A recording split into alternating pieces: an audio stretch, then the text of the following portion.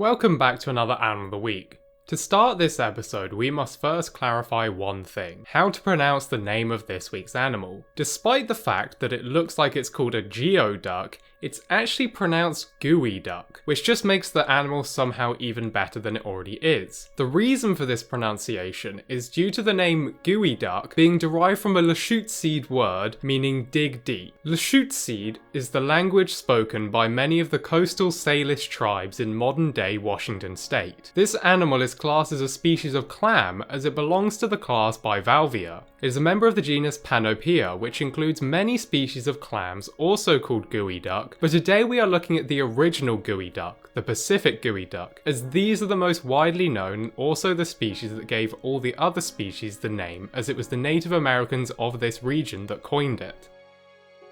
As I just said, these geoducks live in the Pacific Northwest of America, around modern-day Washington, Oregon and British Columbia, objectively the best area of the world.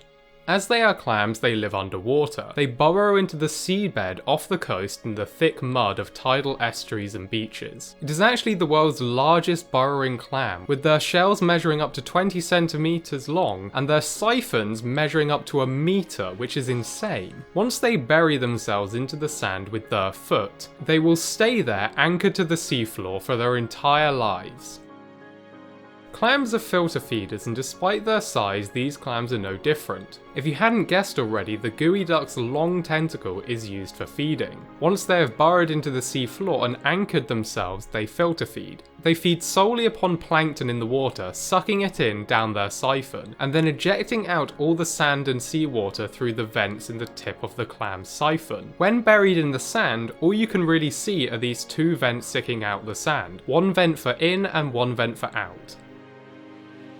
These clams are broadcast spawners, meaning they simply release vast amounts of eggs or sperm into the waters around them and hope that they somehow meet in the water and fertilise. It isn't as hard as you may think, considering that these clams all need a similar habitat and so live very close together, increasing the chances of the eggs and sperm meeting in the ocean currents. However, it is still incredibly hard, and so this clam's population growth is fairly slow, and can't keep up with the current speed at which they are being hunted and eaten. If the eggs are then fertilised, it is then also very hard for the eggs to survive, and for the newly born juveniles to survive long enough to burrow into the sand, and then to grow to the enormous sizes they get, all contributing to the slow population growth.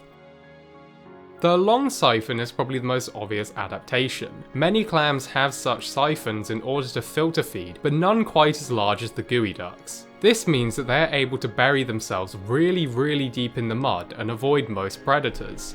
They can live an incredibly long time. The oldest individual was recorded at 168 years old, but usually they live for only 140. These clams have few natural predators, but not none at all. Sea otters have become smart enough to develop methods to dislodge these enormous clams and feast upon them, and starfish have sometimes been known to feed upon any exposed flesh that the clam hasn't covered up, but other than that it's really just humans that pose the greatest threat.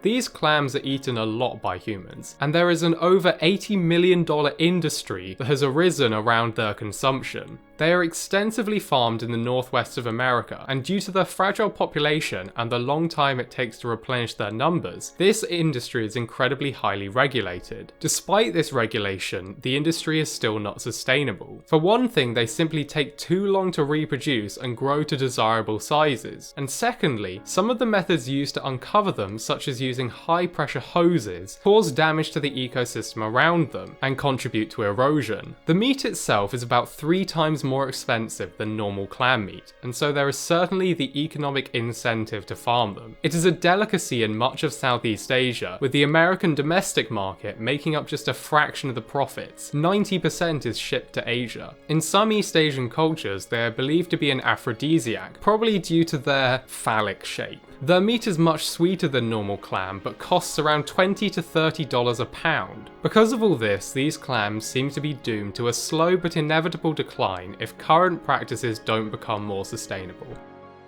Thank you for watching this video. I really hope you enjoyed it and learned something new. If you'd like to learn more about our world, its history, and the wonderful life that surrounds us all, please feel free to subscribe to the channel if you think we deserve it and if you'd like to see more from us.